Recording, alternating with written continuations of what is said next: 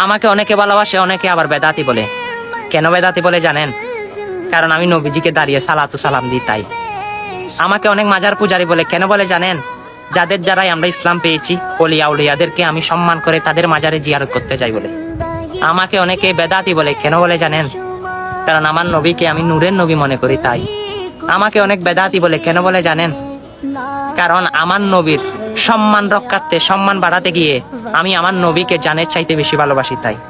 অবশ্যই নবীর প্রেমে মুগ্ধ হয়ে এক্সট্রা কিছু করার নাম বেদাত নয়, সেটা মোহব্বত। যেটা ওয়াসকরণী করেছিল, যেটা জালালউদ্দিন সুয়ুতি করেছিল, যেটা ইলমুদ্দিন করেছিল, হ্যাঁ সেই বেদাত আমি করতে চাই, যেখানে আমার নবীর সম্মান সবার ঊর্ধ্বে থাকে। সুবহানাল্লাহ।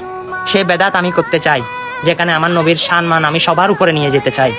সেই বেদাত করে আমি মরতে চাই। ভিডিওটা দেখার পর সকাল আশেকের রসুলের কাছে পৌঁছে দিবেন, তারা যেন প্রিয় নবীজির মহব্বতটা একটু হাসিল করতে পারে।